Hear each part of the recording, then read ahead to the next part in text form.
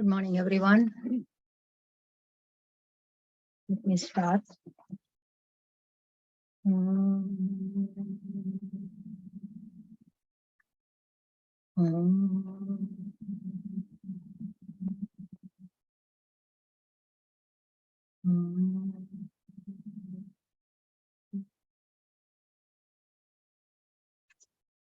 Today, our topic is what is spirituality?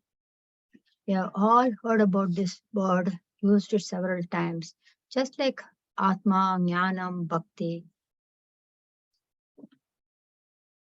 This Anmigam or spirituality is a word, but many are not really aware of what the meaning is. As long as we don't pause and think about it, we think we know it. Only when we start thinking about it, what does it really mean? It's not clear. The word is popular, but the intended meaning is not. What is spirituality? What is a spiritual practice? Let's take with the three statements. First one is, as long as for all your struggles, sorrows, and sufferings, you blame someone else, something else, your spiritual practice has not started yet. As long as for all your struggles, sufferings, and sorrows, you blame yourself, you are in the spiritual practice. When for all your sorrows, struggles, and sufferings, you do not blame anyone else or anything else or yourself, your spiritual practice has ended. Here, blame refers to cause. These are sutra statements. Sutra is a code, just like Java code, computer programmers know. There are 555 sutras in Sanatana Dharma, and each sutra can be written into thousands of books. Taittiriya Upanishad has got one sutra that is Sutra Vakya, that is Brahma with Apnodi Param. The knower of Brahman becomes Brahman. Now, who is Brahman? How to know that Brahman? And what are the benefits? Three questions that need to be answered. When the questions are proposed, it is called Vritti Vakyam, asking, soliciting. And the response is referred as Lagu Vakyam, description, response. That's how the scriptures explains everything in a logical, debatable fashion. Shastra Pravritti. All scriptures, if you look at it, all books that we have in Sanatana Dharma, they are in the form of samvada, discussion. The teacher says something, the student responds, and they interact. That's how we are going to analyze these three statements. The first one is, as long as you blame someone else or something else outside of you for all your sorrows, struggles, and sufferings, your spiritual practice has not yet started. As long as you blame yourself or you find yourself as the cause for all your sufferings, sorrows, and struggles, you are in the spiritual practice. So, oftentimes, if you look at it, reflect it, what do we say? The car hit me. The door pinched me. She hurt me. He offended me. That situation upset me. Or the branch fell on my car. The stove burnt my finger. The thorn in the bush pinched me. You don't say, I parked under the tree. Or I was not careful. Or the plant had thorns. I knew it is going to poke. We have to be careful. So say, for example, I have a headache. I go to the doctor. And the doctor says, the cause for your headache is maybe your tooth, something here in the tooth. Then I go to your dentist. The dentist tries different things, nothing works. My headache still persists. Then I go back to the doctor. The doctor says, maybe it is your eye. Then I go to an optometrist. No improvement. Now I share this with my friend or somebody in the family. They say, change your doctor. The cause for all my suffering, struggles, and sorrows are based on what we decide as the cause. And all of our efforts are going to be focused on eradicating that particular cause. This decision is made by the intellect. See, the mind has 4 functions: manam, chittam, buddhi, ahankara. Mind is the flow of thoughts. Chittam is the memory database that we have. What did I do? That was my picture from when I was 3 years old, when I was 15, when I was 25, when we had a party. That is Chittam, memory. Buddhi is the intellectual decision-making faculty. It gets the information, analyzes it, doubts it, compares it, clarifies it, and then finally makes a decision. Ahankaram is the ego, I. In stage 1, individual who thinks that external situation or environment or people around me is the cause of my struggles, sorrows, and sufferings. Therefore, his focus is going to be on changing those. His intellect has made that decision, and therefore his efforts are going directed towards changing others or situation. I am suffering because of them. How can I stop them from troubling me? Either I don't visit them, or I'm not home when they come, or I avoid meeting them without changing oneself. Therefore, the entire effort is to change others or situation without any change in oneself. With that attitude, whatever one does, rituals, any ritual, they are not in spiritual practice. Even if it is mentioned, those rituals are mentioned in Karma Kanda of Vedas. Spirituality, spiritual practice is changing oneself, self-assess, self-reflect. Spirituality is not an action, it is an attitude. Stage 1 people, their efforts are of 2 types. One is Sukha Hetu Sadhanam, second is Dukkha Hetu Nivritti. That is, first one is Kamya Karma, decide prompted actions. Seeking those that gives me pleasure. That is, I buy books to read and be happy, or buy a home, house, TV, movies, sweets. I buy something, and because of that, I get happiness. I do things, I ask for things that gives me pleasure. They don't give me pleasure. Pleasure is not in those items or things, but the result, the outcome of those things. There are several rituals that are mentioned in Karma Kanda that we do. There are yagas and yajnas, prayers. To get rain, we do Kari Reshti Yoga. To have a baby, we do Putra Kameshti Yoga. We do Kubera Japa for wealth. We do several things that are mentioned in Karma Kanda. Karma Kanda suggests a variety of rituals for all our desires to be fulfilled. The second one is Prayaschitta Karma, which is Dukkha Hetu Nivritti. I am sad. I am in pain. I want to remove these physical and mental ailments. So I perform a certain ritual. There are slokas that can be chanted 108 times, 3 times a day, twice a day, or once every day.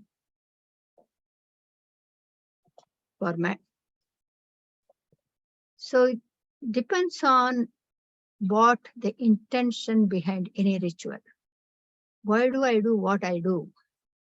For health, to get better, or to get a job. Nowadays, there are visa temples in India. You get visa to go abroad. As long as one pursues decide prompted action, that one has not entered into the spiritual practice. Now we looked at the first stage of people, who they are, what they do, why they do, and what benefits do they get. The transaction reality, they get whatever they ask for, no doubt about it. And you ask God and you'll get anything that you want. There is no doubt. Ask and you shall receive. From the absolute perspective, It says mrityoho mrityum apnoti. They move from death to death. That is, they are always in the cycle of birth and death. Whatever you do, that's the reason, because whatever you do and whatever you get, you are never satisfied, never fulfilled. So samsara is your path. And these are called as karmi, or always in actions, karmi, samsari, vishayi. The root cause is he has made the firm decision that for all the sufferings, struggles, and sorrows, something outside of that person is the sole cause. Vedas does not restrict anyone from getting what one desires, but they guide the humans. They guide humans by saying, whatever you get it in a righteous, dharmic way. Being righteous, you have a benefit which is referred as adrishta, invisible. In Sanskrit, it is punya. Punya and papa, merits and demerits. Seeds of future pain and pleasure. For those who are in this stage, they are ritualistic. The ability to discern the Atma from Anatma is a slow process, because they are always seeking the worldly pleasures. These are not to judge anyone, but to self-reflect, find out where I am, and try to focus on changing. Now, those who are in stage 2, they think I am solely responsible for all my struggles, sufferings, and sorrows. Say someone insults me.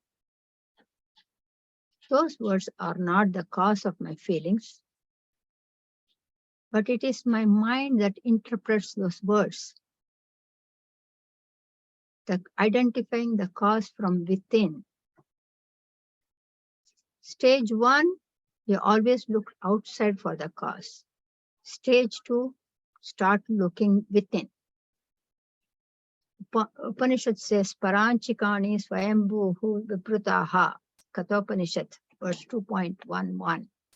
No object, no situation, no person has the power to hurt me in any way, even though it appears to be. Until we get that knowledge, our focus is outside. As this knowledge dawns, we focus on our thoughts. For these individuals, everything is in my mind. If I am hurt because someone said something, then I am not matured enough. That is the knowledge.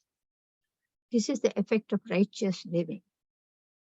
These individuals are completely free from the worldly disturbances, troubles, sufferings, or sorrows.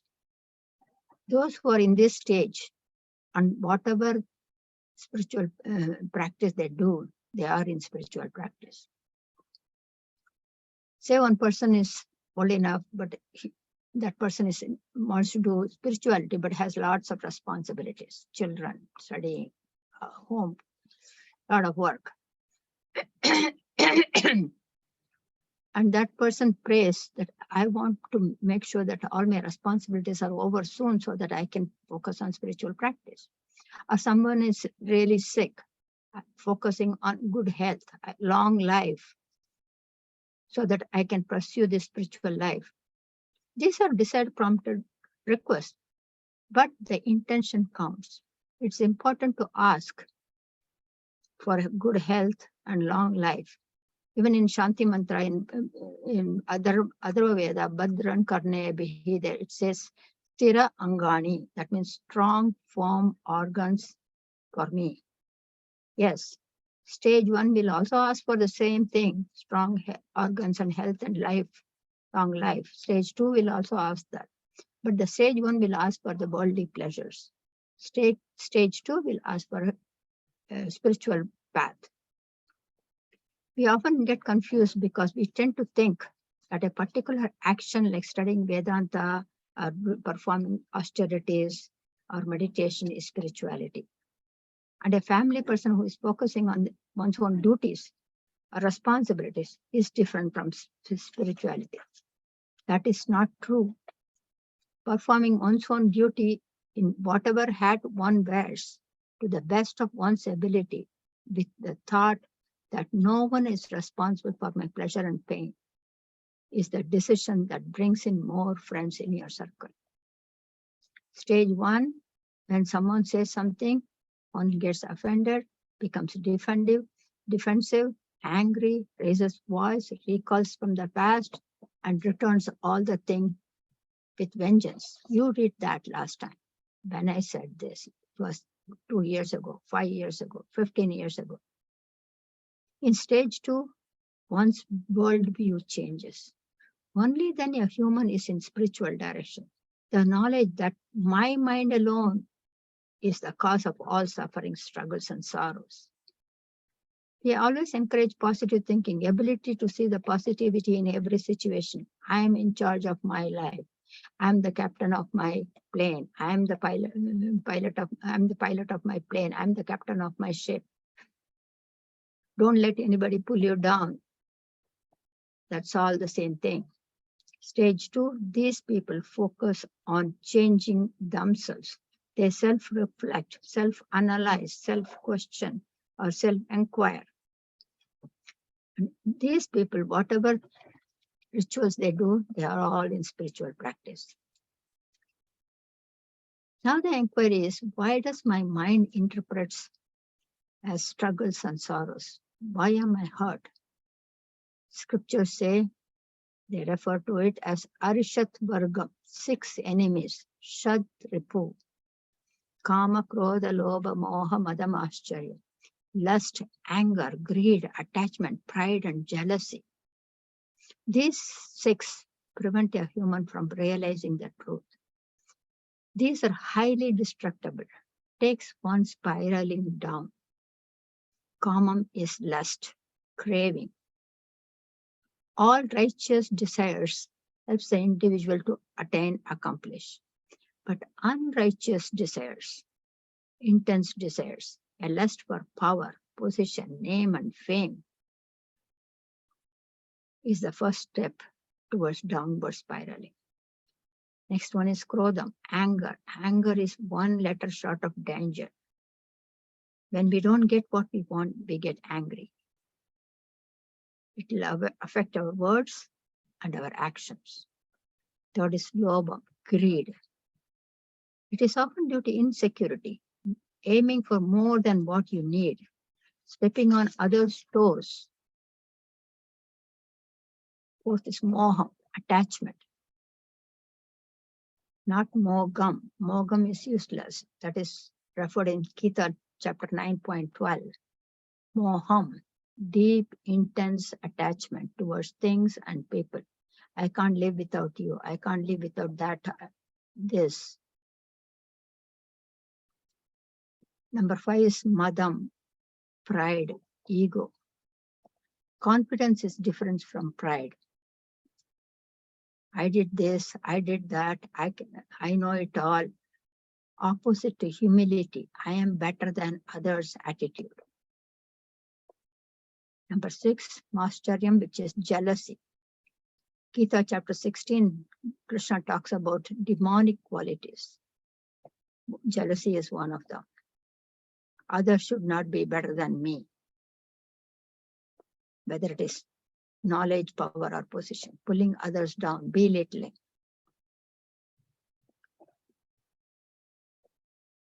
All these 6 enemies need to be eradicated. Mind is the source of all my struggles, sufferings, and sorrows, is the revelation for stage 2. My mind is both my friend and enemy. Gita chapter 6.6. Both bondage and liberations are in your mind. The seeker in stage 2 realizes, gets the knowledge that I need to be cautious about these 3 emotions, desire, anger, and greed. Emotions definitely helps us to communicate with others. The world is not a bondage, but my mind alone is binding me. Emotions are bodily reactions to our thought. If you say, I am tired, if the mind says, I am tired, my body will say, yes, yes, go and lie down.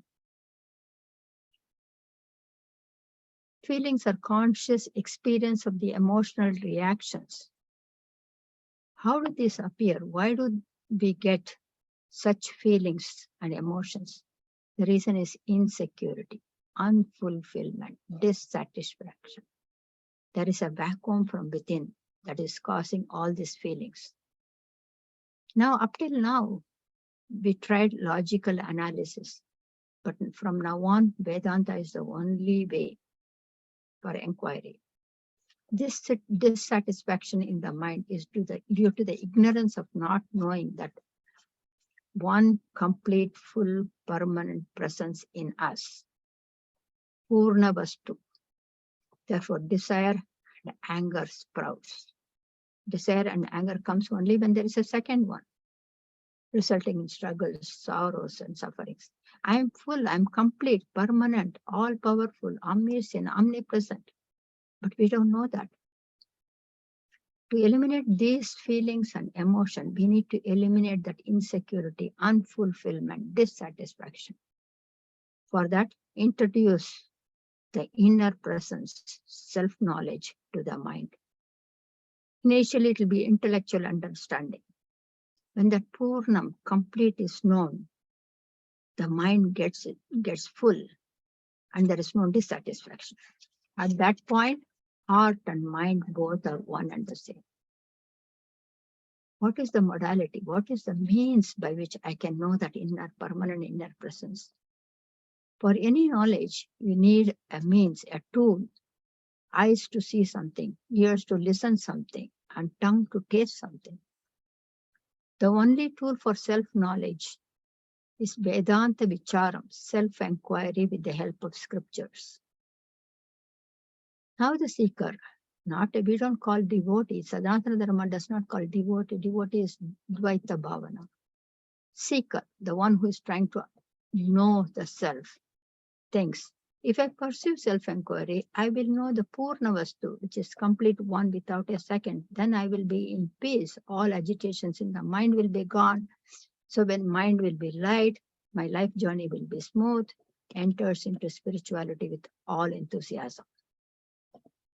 But Vedas prescribe one condition, which is pre-qualification, which is Vivekam, Vairagyam, Samadhi Shatka Sampatti, and Mumukshutva.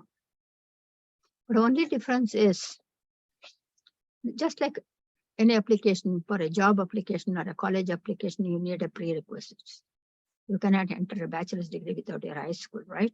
You cannot go into master's without bachelor's. So also with military, so also in Olympics. But only difference between the transactional reality and this one is that you need to have it before you enter.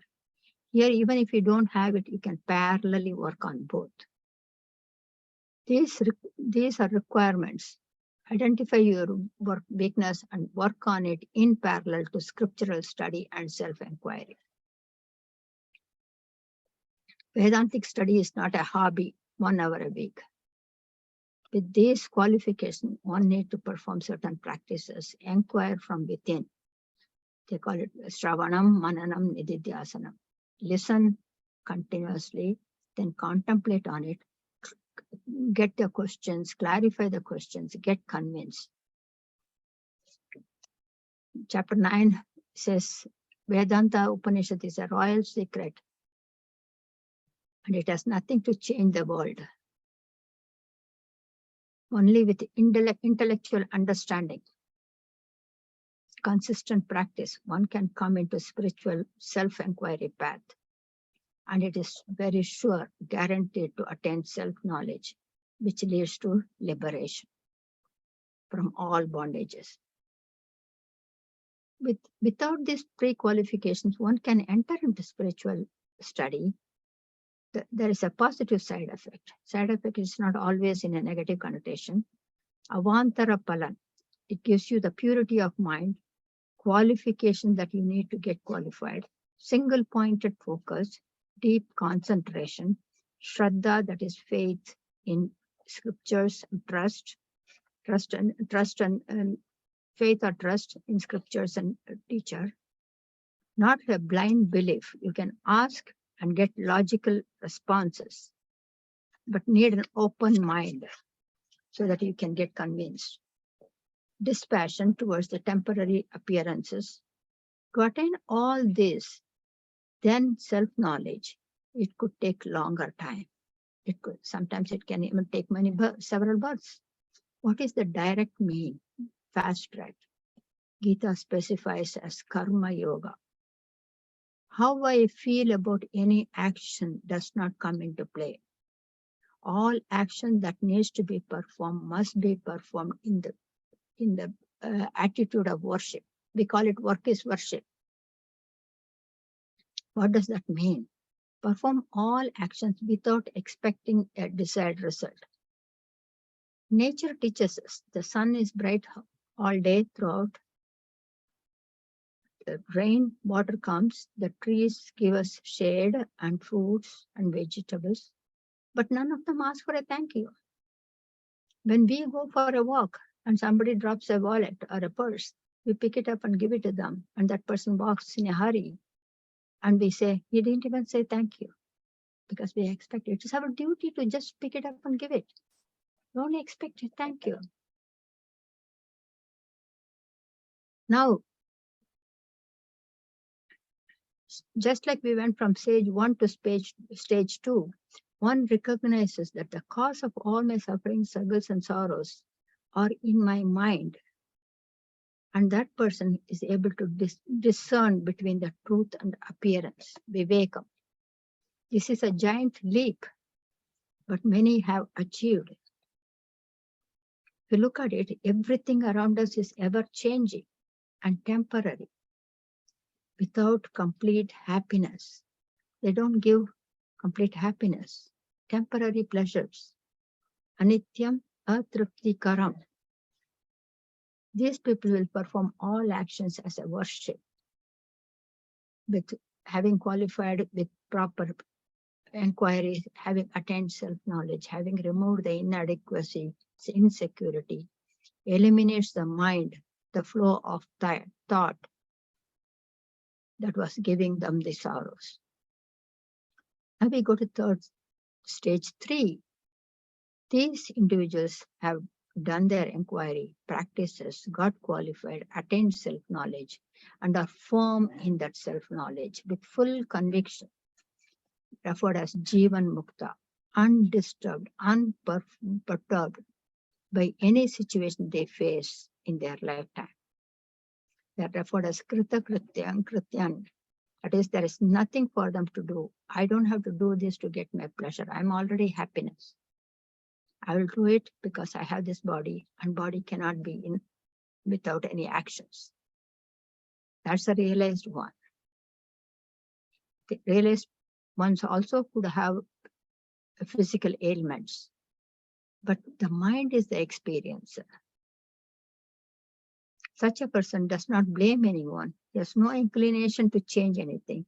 He or she is happy, contented, peaceful from within. So what kind of attitude he possesses in this transactional world? He sees himself in all beings. He sees everything, all beings in him. He does not make any effort to protect himself. He does not blame anyone, for he knows there is no second. One alone is Ekam. That is liberation. Accept life as is. You are a Sakshi, witness of, as long as you are Jivan, you have to remember that I am the Sakshi.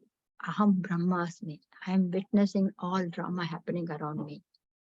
This is a journey from birth to death. I will not blame anyone, point finger at anyone, for I know my mind alone is the interpreter of all situations. I'll try to change my thoughts, and I will attain action, inner peace, and that is liberation. I'll show you one slide, one piece that I wanted to share with you that I happened to come across.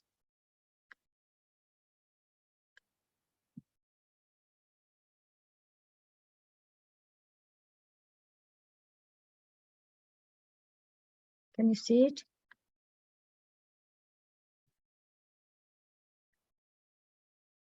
He who blames others. He who blames others has a long way to go on this journey. He who blames himself is halfway there. He who blames no one has arrived. This is exactly what our scriptures talk about. With this, I will conclude this topic. The next topic is Shraddha. Thank you very much. Om Shanti Shanti Shanti.